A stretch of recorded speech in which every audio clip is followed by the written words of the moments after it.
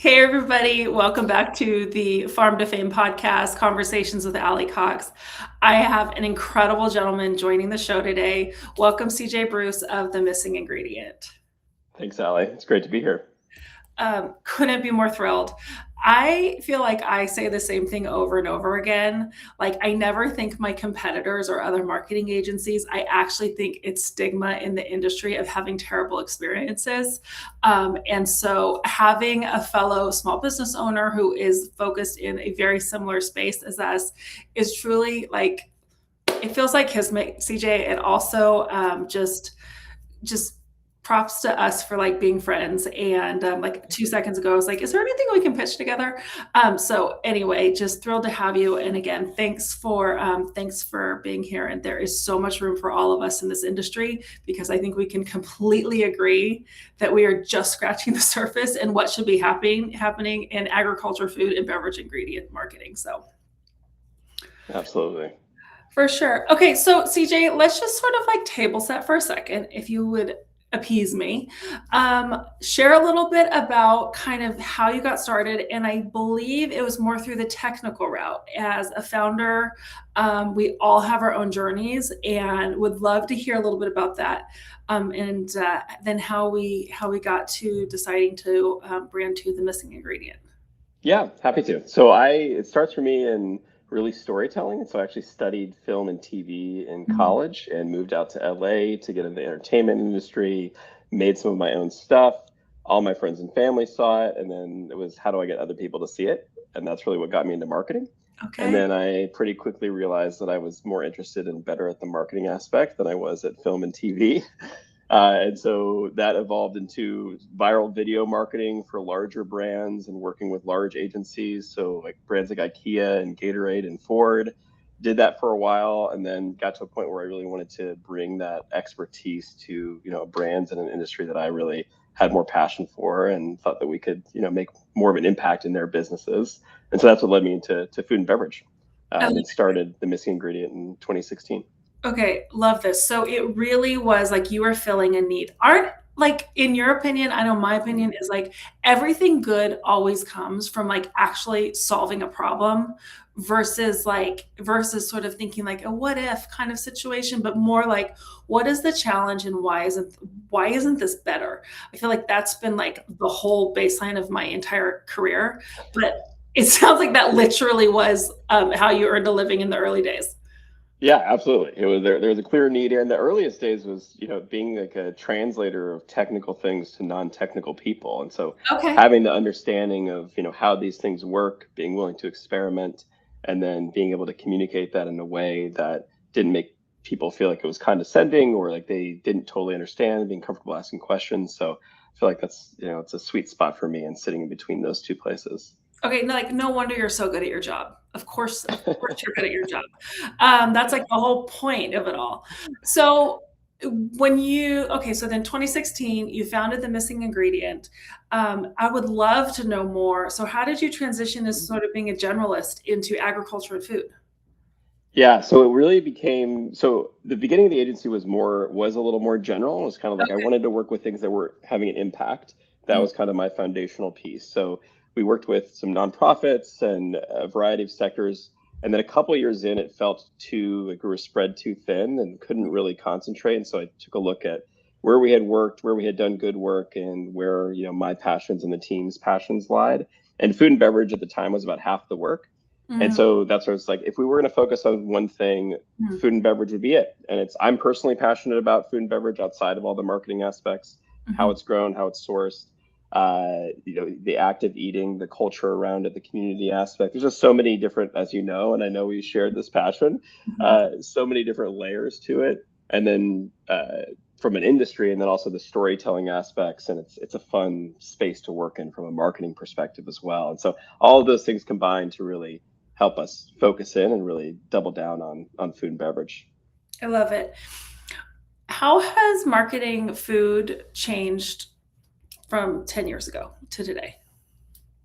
So many ways. I think Nerd out. the DJ, this yeah, is the safe space to nerd out. it's a Go safe for it. space. Yeah, you think about, I mean, the ways that people discover food, the ways that people shop, basically every way that you can interact with it, I think has evolved and changed. Like you can have, let's just start with shopping. So going into the grocery store, purchasing your product at the store and finding what you want, making a shopping list, going to do that. Then shopping online, which just the evolution of what it means to grocery shop online.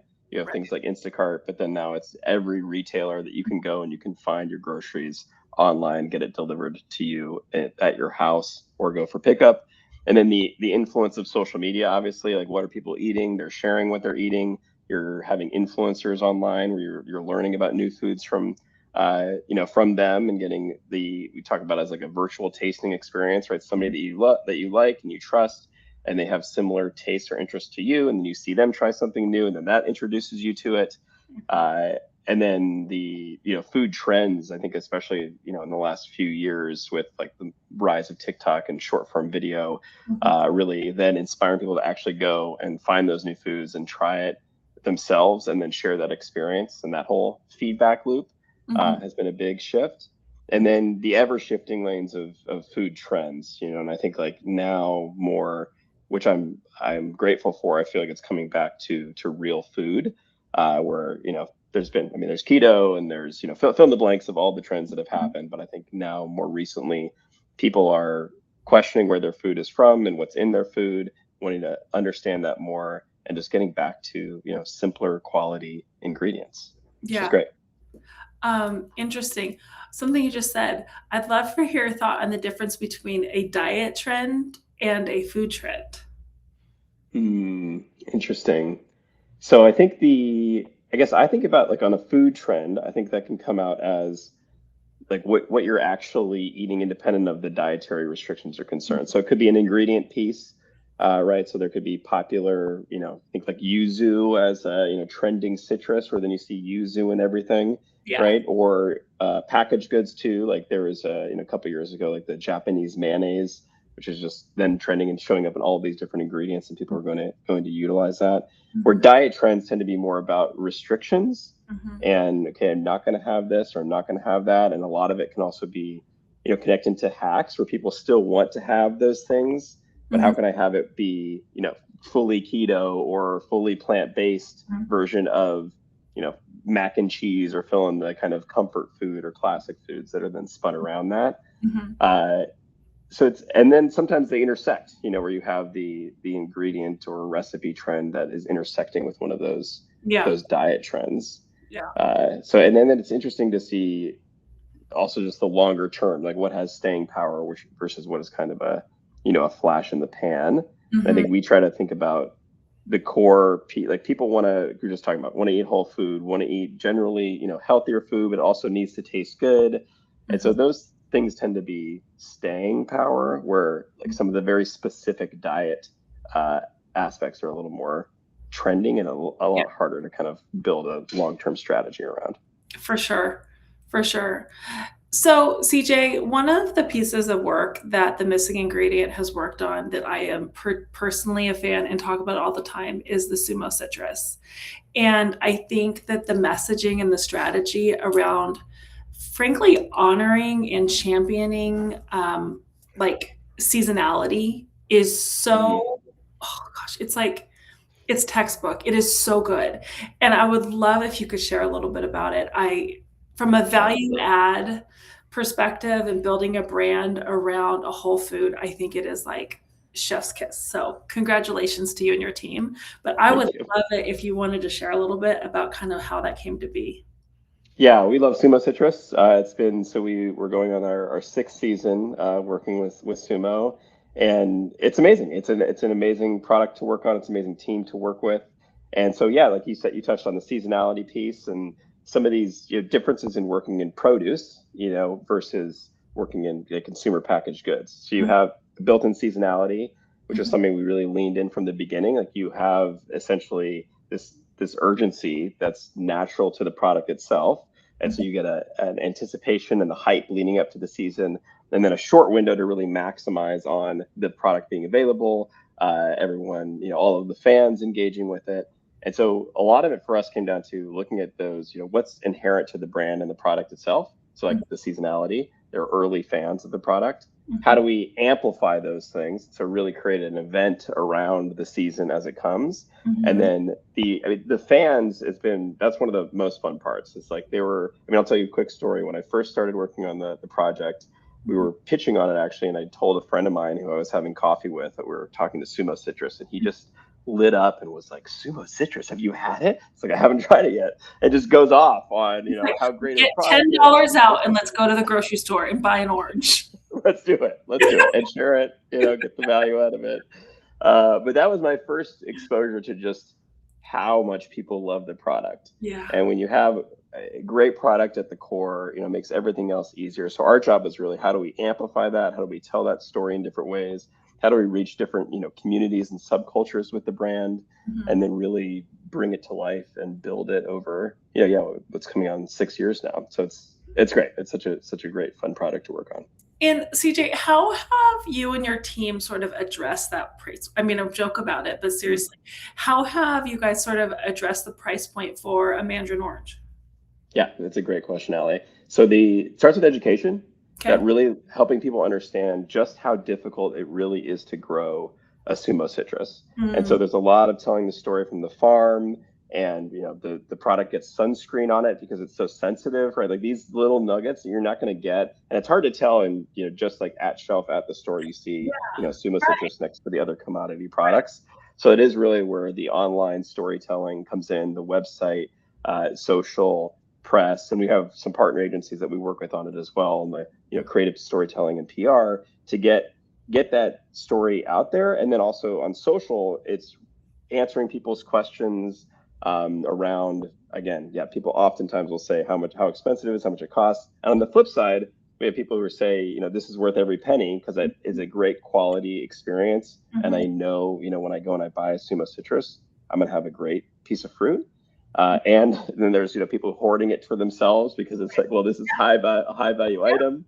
yeah. Or even looking back to the heritage of the fruit, so the decopan in Japan, where Mm, it is a high value, and it's actually given as a gift because of that. Like it's because it's so, again, carefully grown and crafted to get to that point. So figuring out ways to tell that story and really get down to the farmer level of the passion around it, what it takes to grow it, mhm. and then how it differentiates from even other decopons on the market that have that there are very there's a small amount of competitors that are out there, but the quality isn't there. And because Sumo Citrus as a brand has these standards of a certain level of sweetness, a certain size, all of these things Mhm. that really help, to give that amazing experience. And then that's part of why it is a more expensive piece of fruit. Yeah. Well, obviously the farming that goes into it and the sunscreen on the peel and on all of it, and I'm sure the logistics are very intertwined to deliver that quality experience. I just want to say that the branding and the reach is just as much of a quality experience. So Hmm. truly, like it's been something beautiful to watch. Like when I see out of home billboards in urban cities with like matching what's happening at the point of sale, which matching the experience that's happening on digital, on email newsletter, on social, like it's just a beautiful sight. And how did you get your client on board with doing things literally different from everybody else? With maybe like if I'm gonna would like think of like what would be an adjacent like maybe like Wonderful Pistachio would maybe be Hmm. like only one other. I can only really think of like that brand that's like truly doing something very, very different from within ag. Yeah, yeah. I think the avocados from Mexico comes to mind too. Is maybe kind of doing some different things. Well, I'll give a shout out to both and, which is our creative agency partner on this as well. And we really work hand in hand in determining where is the media going to be placed and what is the experience and how do we match the message and the quality of the creative there.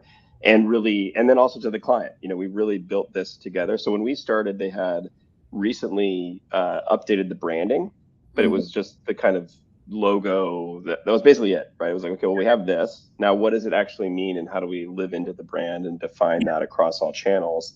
And then also, how does it translate, like you mentioned, some of these high impact, high cost placements like out of home, in large cities, also running TV ad campaigns. mhm, And then what does that mean on social? Because we found that that same type of creative doesn't really resonate on social. And so how do we capture the essence of the brand and have it feel like a consistent brand experience and message across those channels, while Mhm. still leaning into what drives performance Mhm. in, again, an environment like social, like Instagram or TikTok, as compared to a TV spot or out of home, where it Mhm. all still feels Sumo Citrus and you're really in that environment.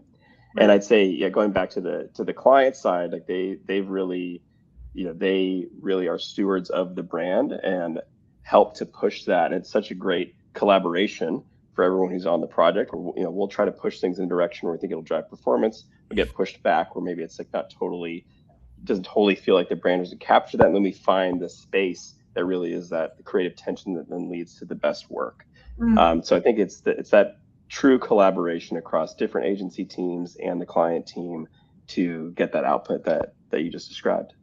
Well, it's super special. Congratulations for being part of a super dynamic team. And Thanks. yeah, no, it's just been a beautiful thing. It's aspirate. Like I mentioned Sumo Citrus in so many of my client meetings where I'm like, well, do we want to go Sumo Citrus or do we want to go here? As like it's definitely like, on the more progressive side. And I think it's just something that's super beautiful to experience. So thank you for that. I love it. And then I think just like kind of like CJ, like in conclusion, where do you think we're going from an ag marketing and like digital advertising perspective? Like where are we headed as a nuanced, nichey little industry? It's a good question. I think part of the things I think about, I mean, one connects to Sumo Citrus, and I might be, biased in this thinking, but I do feel like there's a lot of opportunity to tell more branded experience stories, right? And create those branded experiences within ag. I Mm, just think it's white space, and you go to some of these shows, and I mean, obviously there's great work that's happening out there, but I still think there's more opportunity. And again, going back to that, the trends of whole foods and people wanting to know where their food comes from, and obviously doesn't get more whole food than produce or the core ingredients, right? Like rice, exactly. beans, etc. So that telling those stories, Mhm. and then I think the ways that consumers are interacting with things. So this is getting more on the technical side. So people are discovering things in new ways. AI obviously is a big aspect of that. People are now chatting with AI and using AI as a thought partner to think about what are they going to cook and where are they going to shop. And so showing up in those places, and how do you do that in the best way, and how I think about, how is that going to evolve and change the work that we do, like we talked about earlier, right? How has it changed over the last 10 years? I think the next 10 years is going to be exponentially more change than Mhm. the previous 10. Okay. So So buckle constantly thinking about that. Buckle up, be, willing to test, willing to learn. And I think there's lessons in ag for other industries too, and how I think like some things that I've learned in ag, just the patience, right? And you're at the mercy of nature. And Mhm. so this longer term thinking, and like, okay, yeah, we don't know exactly how the crop is going to turn out or what the quality or the volume is going to be, and the usable yield, and all of these, the seasonality, all of these things that I think are Mhm. great reminders that it's things are out of our control, and we can make our best plans and have contingency plans, but really be along for the ride. For sure. And I think that you bring up a great that you're up. I'm with you. I think we struggle with some of our clients with media about performance media versus brand awareness media, and how in fresh produce there's truly no roadmap for that because seasonality is so critical and there are so many different elements that actually impact the quality of a product. So more on that, I'm sure. Yeah. I mean, I think that the measurement piece is a key piece. Like it's something that we developed a lot with Sumo Citrus over the years, and ways to how do we measure, awareness? How do we track that ultimately to sales? And what does it mean, to grow a brand? And I think, and especially with, agriculture and seasonal products too, like building an audience that you own, I think is a really important piece to think about, right? That you can continue to communicate with over time, that you can come back to. And so like an example to be, it's somewhat counterintuitive from the outset, is building an email list. Like Mhm. you think like, oh yeah, I'm not a direct to consumer brand selling online, but that's the way for you to own your audience. You have a direct way to communicate with them. You can take that audience to different channels. You can ask them questions. Mhm. So just an example of something that I think is, obvious in other spaces that is not as obvious in ag, that has a Mhm. lot of value and potential. For sure. Oh, awesome. Well, CJ, this has been incredible. And thank you for sharing. And thanks for sharing some of the secret sauce behind the Sumo brand and the brand execution. So, pleasure to have you on the podcast, and keep on doing great work. Thanks, Allie. Really appreciate it. It's great to be on.